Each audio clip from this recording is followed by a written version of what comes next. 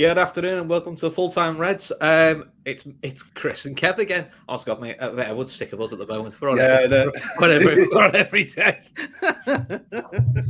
Well, Hey, listen, end of the day, Liverpool won pretty comfortably. We're now 3 points off City. Pressure on them for Monday night. Salah scores.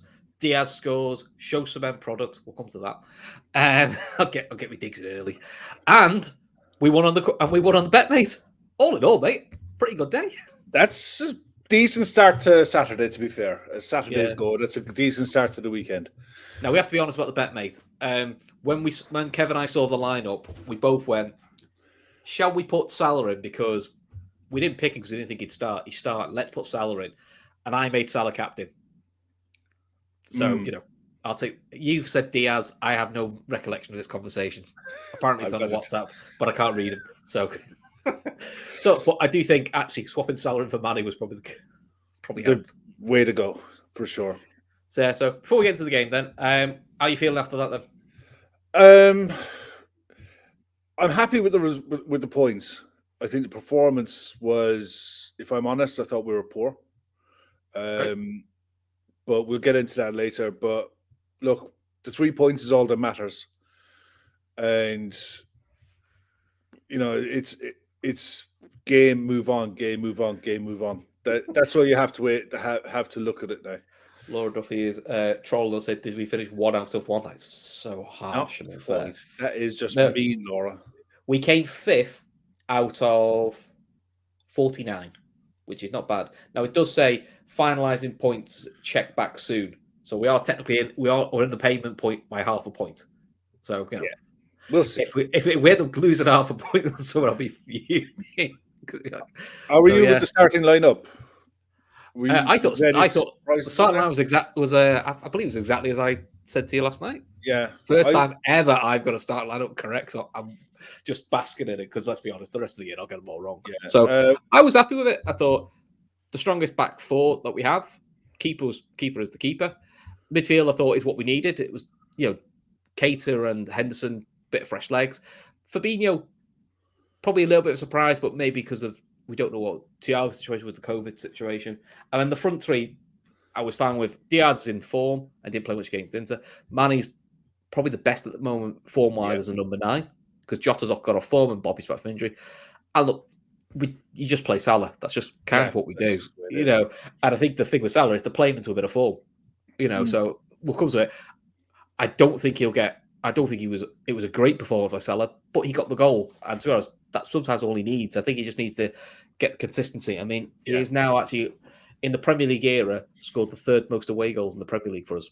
He's now got 50 away goals in the Premier League.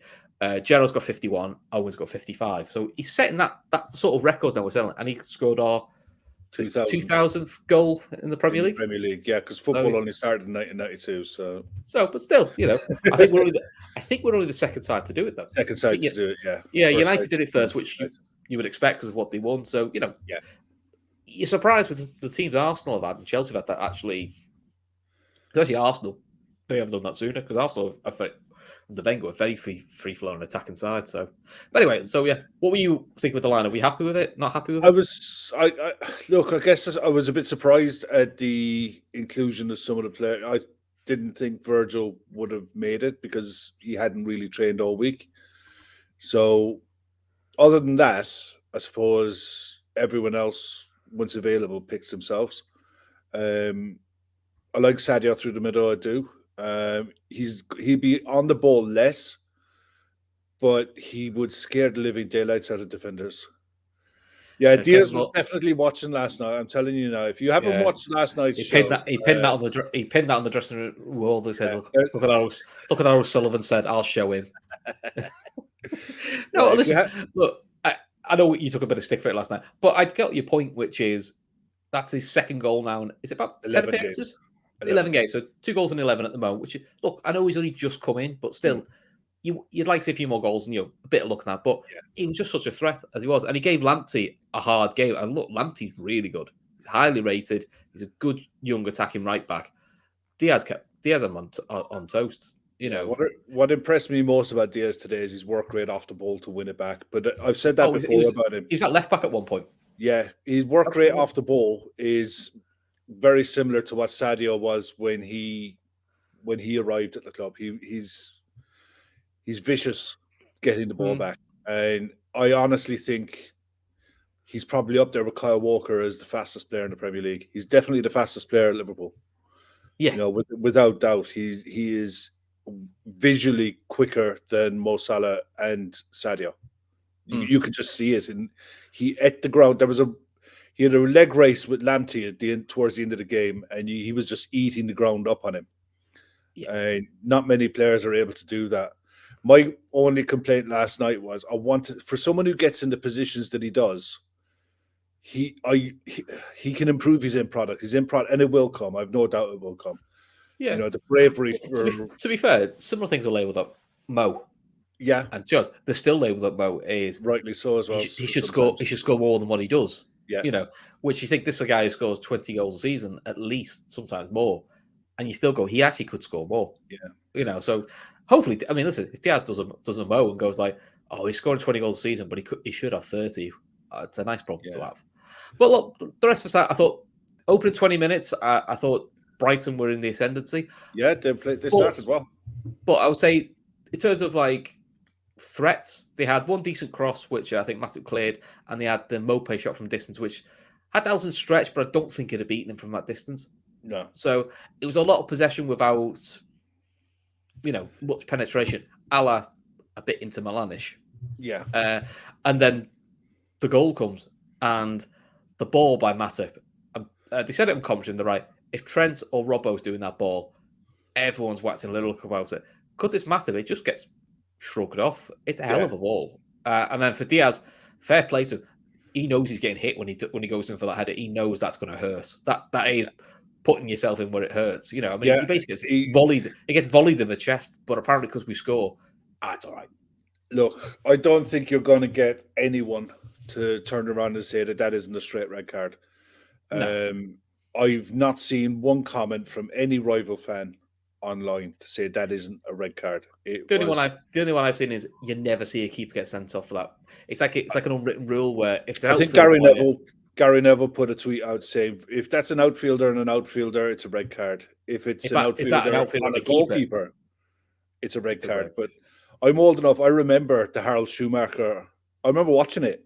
I can remember it as clear as day. It was probably one of the greatest games of football I've ever seen in my life. Was France-Germany in the '82 World Cup. And Schumacher, if you haven't seen it, YouTube it. It's horrendous. It was the most horrendous tackle I've ever seen. It wasn't on that level, but I'll tell you what, he was coming out to clear him. Didn't he get like 3 broken ribs and lost about 4 or 5 teeth? Yeah. And fractured his jaw. I mean, Schumacher came out and... Did he get a booking? Yeah. He didn't even get a booking. And today was the same. Today was... The thing is, he couldn't give me a yellow card because it can't be a yellow card. It's either a red card or it's nothing. And there is no middle ground with that one. And no, I can accept the referee going, I haven't quite seen the angle to go, I don't know how hard he's connected with him. I don't know if Diaz is making a meal of it. So I can let Mike Dean off a little bit. But the referee, the VAR official has got to either just say today, he's volleyed in the chest, Mike, it's a red card, or just say, Mike, just take another look at it. Go and have a look. Even if he goes, I'm not sure, but I think you should look at this because this is quite pivotal. Now, I see Paul Hickey's comment here. I've got to put Mike Dean right back on the hook. Okay. Because the way the conversation is supposed to go is Mike Dean will describe what he saw to the video assistant referee. If Mike Dean described that he saw it and he felt it was not enough for any further action, the VAR won't tell him to go and look at it because he hasn't seen anything different from what has been described. Because it's England and you won't get this until you hear the audio of what they're saying and the transparency. I get that. Because then people can go, he's going, because then if you hear Mike D going like, balls through, said, I don't know if he's connected or not. Can you tell me how bad the connection is? And that's what the VAR can then go, Mike, he's volleyed him in the chest. You need to go take a look at this. I think it's a red. Or, no, Mike, it's fine. He barely touched him. He made a meal of it. And then Mike Dean, you could go, well, he hasn't seen it. And the VAR's told him he's made a meal of it. And then you can kick off at the official. They all want that. I'm putting them all in the bin. They're all fucking shit. But they're all shit. And this isn't a Liverpool thing. even though, as my comment I put, so it was, Liverpool, as we're known, get everything. We get fuck all. Paul Hickey points out Steve McManaman made a strange comment saying the worst thing that could happen is for Liverpool to win this. I know where he's coming from. What he was saying was, in the context was, because Liverpool won 2-0, he goes, this will get brushed under the carpet and nobody will talk about it. If it was a draw or Liverpool lost, it'd be a big talk about is why aren't they down to 10 men after 20 minutes because the keeper's volleyed someone. So I get the point he was trying to make. He maybe made it a bit ham-fistedly, but it's a bit like, because there's a win, everyone goes, doesn't matter. I mean, I hope Klopp, post-match, says that's diabolical. Well, we're not seeing the post-match, so I assume the people who are in the chat have watched it or are watching it. Let us know what Klopp is saying after that. Bobby Richardson saying they're terrified of open mics, like the Aussies are. Yeah, I get that. It's it all stems back to the Spurs game where I think I don't know. It might be. Look, I'm just giving it. Sod it. Is it what? It was the line. What's the TV said? Which is like, you can't say that. Yeah, because that was a bit like, is VAR in before it's supposed to be in? Oh, I'm giving it. But look, at 4 o'clock today, you've got Ireland versus England at Twickenham, and you'll see how video technology is supposed to work, and how football are lagging behind so badly. We see it in rugby. It's criminal. But in rugby, it's a very much they point to the mic going, stop the language. Now, really, culturally in rugby, it is a bit more like, I've seen rugby, the guys, the referee's 5 foot, the guy's 6'7", and he just does that, and you can see all the players go, all right, because they all know one swear or one, they're off. And I don't know, some point maybe football might get like that, where they might just have to start doing. But there was a few other instances. There was a few other instances today. I thought the Basuma one, the Mo one actually, before half time, where he goes around it. Now we saw Klopp bollock him saying he should pass it. Maybe it's passed on, maybe he's not. From that angle, maybe it looks like it is. But he does get pulled back. And we've seen plenty of penalties where a lot left. Exactly. But again, he doesn't get the consistency doesn't get given.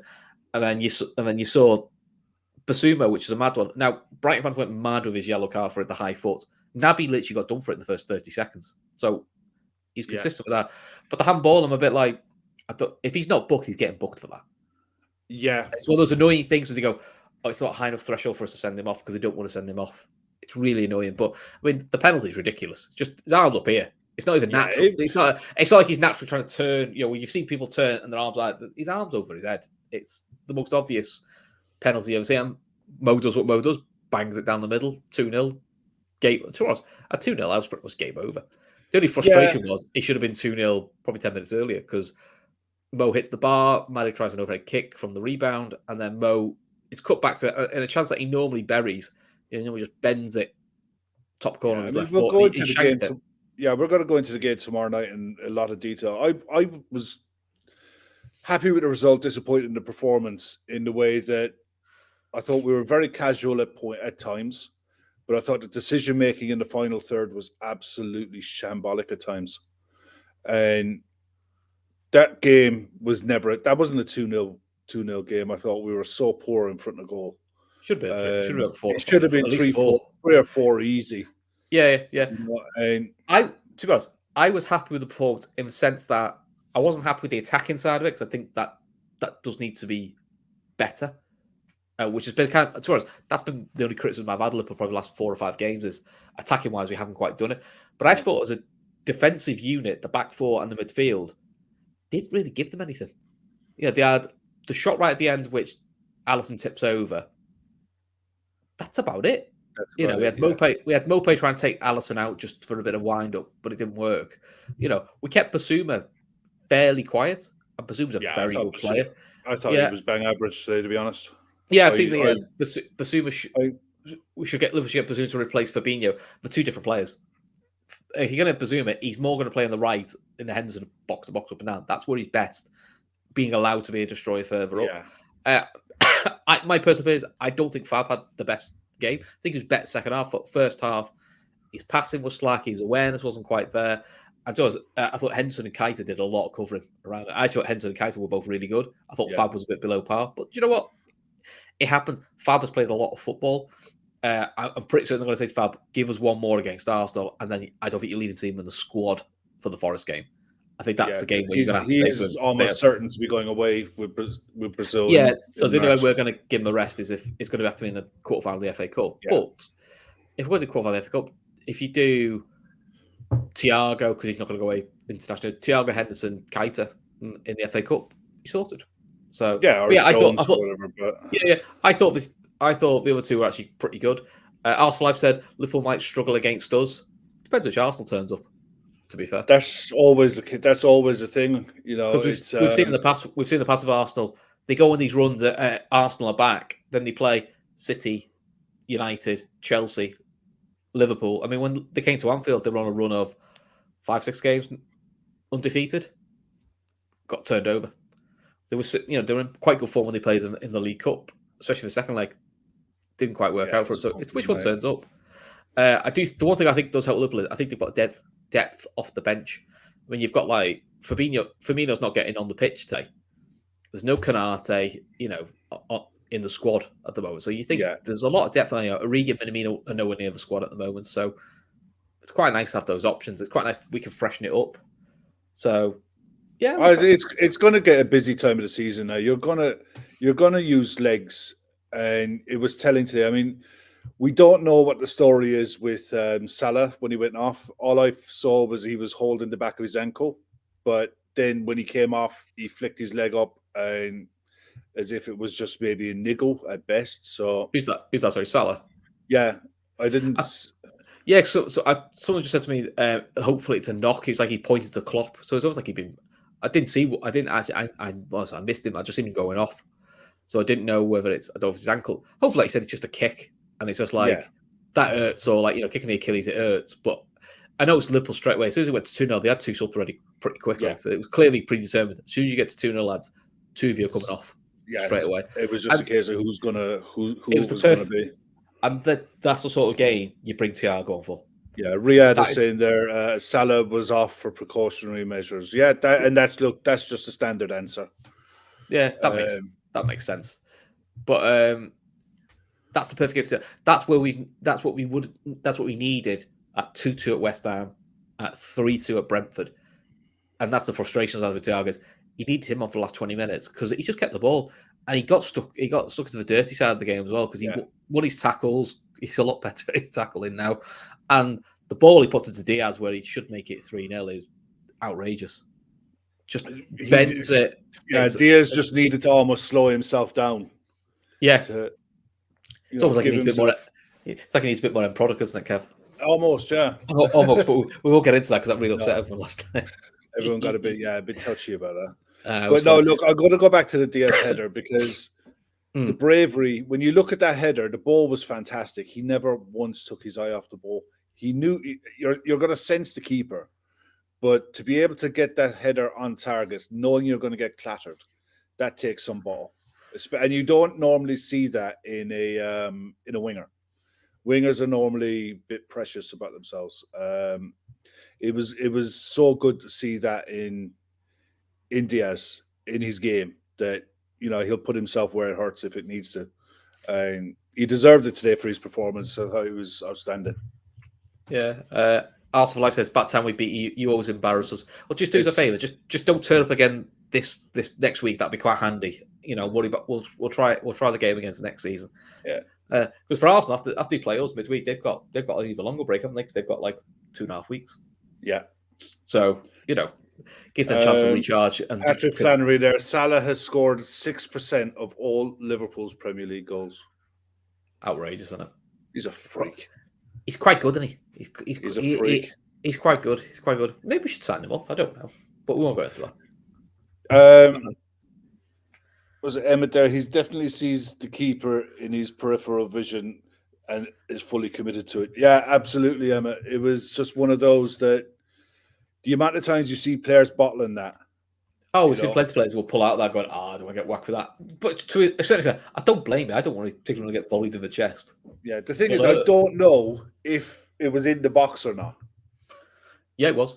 It was in the box. So every which way you look at it, if the ball didn't go in, it was actually the thing that probably saved Brighton Thingy Reid, who used to play for Ireland, said he doesn't like the double jeopardy rules. So he said, like, it'd be double jeopardy. And I get this, because if you give a penalty away, you can't get sent off.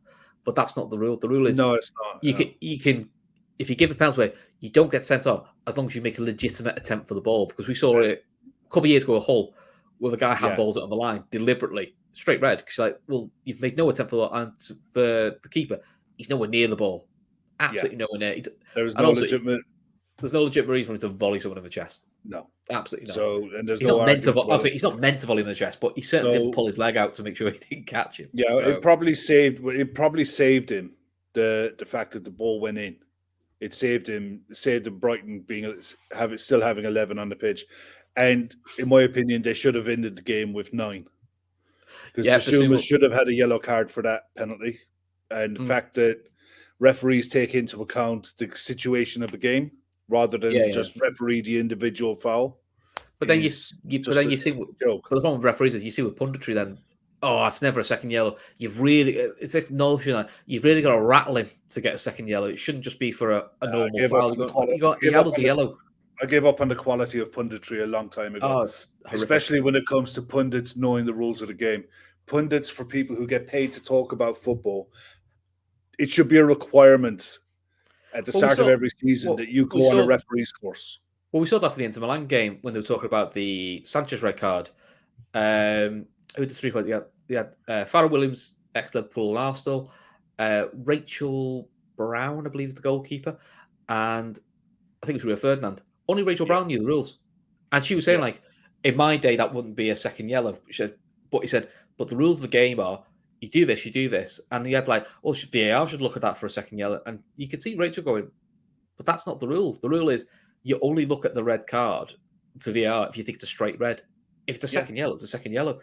I find it embarrassing. She knew the rules inside and out. And she's going to it. I can see you're frustrated. I can see you don't like it. And I think she was a bit like, I don't particularly like it. She said, that's the rules of the game. That's been the rules of the game for 2 years. But that was a pundit. I'm sure it's Rachel Brown. Apologies if I get her name wrong. It was an excellent goalkeeper for England and Everton. Knows the rules. And you go, right, okay. I mean, that's where Peter Walton's a bit annoying because he does know the rules, but he doesn't know how to articulate them in a proper way. Yeah, and there's some referees that are out of the game that when you hear them on the radio are really good at it. But for some reason... I put this on Twitter, actually. Whatever it is. Laszlo, Danny Mills will probably go out and say Diaz. I think I set a wind up to Mick from Copite saying it's a disgraceful decision that, look at Diaz headbutting his leg there. Definitely red card there. I've always been a bugbear of mine that referee or pundits and co-commentators, especially co-commentators, because the amount of kids who watch football and are influenced by what they hear and what they see. That's where a lot of the nonsense comes out on social media. People go, oh, that's not a red card. And you go, but it is. Yeah. And I've had to get used to that because there are red cards I see that I go, I grew up watching football in the 90s going, that was never a red card in the 90s. But look, the game's changed. It's quicker. It's different. Certain fouls aren't allowed. And Peter Crouch was right, where he just basically said, it's for dangerous play. He goes, if you ever want to see an example of dangerous play, just show that video. He said, you don't actually see it. He said that should just be an example. This is a Stonewall red card. Here you go. Doesn't matter he's a keeper. And I think that's the thing sometimes, because he's a keeper. All that's said and done now. 3 points. I mean, the thing is, if things go really, really, really, really well for us, and Palace do if Luke's prediction comes up. Yeah, if Palace beat City, we beat Arsenal. Go top. Well, easy. I don't know. We do, don't we? Yeah, we'll do a goal difference, because our goal difference is better than theirs. I go, Thor is correcting me. It was Rachel Brown. I go, I got her name right. So she was also on the BT Sport recent documentary called Special One about goalkeepers. It's really interesting. It's worth a watch. Rob Green is on it a lot. He's really, really good at explaining the technical side of being a goalkeeper. And myth busting, like near, the chats that we all say shouldn't be beating at your near post, shouldn't do this, and he'll explain drill wise why some of that doesn't actually make sense, and actually why sometimes the good finishes. So you haven't seen it's good work. I mean, Rob Green, I know he gets a bit of stick. He's a very, very good pundit, especially when it comes to explaining goals and goalkeeping errors. Yeah, he really knows the technical side of it. I was watching the adverts on BT. They were giving a shout to a new documentary they've got coming up called The Boot Room Boys. Oh yeah, that looks good. That looks interesting. And that's going to be one to keep an eye out for. They haven't given a release date yet, but I'd imagine it's going to be during the international break, maybe. Yeah, because so that'll be one worth keeping an eye out for. Because they did the Liverpool one, the Two Tribes one, which is about the Liverpool Everton rivalry in the 80s. That was really good. That was good. Yeah, I mean, I'll credit where it's due. BT when they do their documentaries. Did you see really good. See the Harrogate Town one? That was good. Mm. And that's when they got promoted via during the pandemic as well. It was really interesting how non-league club gets promoted. It was really interesting. Yeah, the way the game, I mean, the 3 o'clock game now coming up to start in a minute. I can't even remember who's playing today. Or the 3 o'clock game. Someone else chuck it in. But the 5:30 game then. Do you know what? Brentford Burnley, this is the one I said that should have been on the telly, and everyone laughed. I was like, it's such a big game. It's a huge one, isn't it? It's like, if Burnley win this, that then Leeds and Everton and then going, fucking hell. Yeah, actually, if Burnley get a draw, or a win, that is really going to make Everton and Leeds go, shit, this is now getting proper serious. I think Brentford are just about okay because I think the Norwich win probably did enough for them that they probably can pick enough now not to drop any further. And plus they've got a few points in hand than the others. But yeah. Listen, I'm hoping for a Burnley win or a Burnley draw because it's going to make that race really, really interesting. Oh, I reckon that's going down to the last couple of games. I'm sure isn't it Everton Burnley near the end of the last game of the season or near the end? I can imagine imagine that's winner takes all. Oh, that'd be like a title race. That one. Who was your man of the match? Who's your man of the match for today? Because we'll be wrapping up in a sec. Diaz probably. And honourable mentions. Honourable mentions. I thought both centre backs and Trent were really good. I actually thought Henderson and Keita were really good. The only ones who were disappointed me was Fabinho, Mane, and Salah. I think those three were the disappointments by their standards. Yeah, but. Yeah, I'd give it to Diaz because he was probably the biggest bright spark we had. But yeah, Joe Matip gets an honourable mention just because, that pass. And he's just boss, isn't he? So he's just quality. Everyone's on the bromance train with Matip. I'd love to meet Joe Matip. Yeah. That would be proper bucket list stuff, meeting Joe Matip. I just think he'd be a laugh. I think he'd be as dry as you like. I think I'd like that. I quite like that about him. Yeah, and he's got a really strange accent because the voice doesn't quite match the look. Yeah, it's the German accent he has. It doesn't quite go. Who's your man of the match? I definitely it's hands down as Diaz. He was well ahead as best player on the pitch. Again, I thought Matip was really good. Virgil was solid. Naby was really effective today, he's going about the ugly stuff really well. He was, dare I say it, a bit genius. Yeah, just kind of just did what he needs to do. I think he only had probably one brain fart in the whole game where he lost the ball. I think he got a chance, but you know what? Away, everyone makes one mistake. I mean, Fabinho made a few today defensively, but actually, no, I think left side of midfield suits him perfectly. Yeah. I think the fight now for left side midfield, it's Thiago or Keita. That's the fight. It could be a case of game situation, opponents. Yeah. I mean, that was a perfect game to bring Thiago on. Half hour run out. Yeah. Spraying passes, keeping us defensively solid, and always a threat on the break.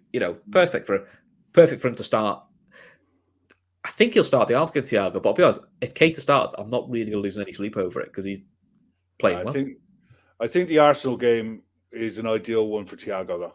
I think they're the ideal kind of opponent for that feels like it's the game for that midfield of Henderson, Thiago, Fabinho. Yeah. That feels like the sort of game it's made for, where you just need to totally dominate the midfield.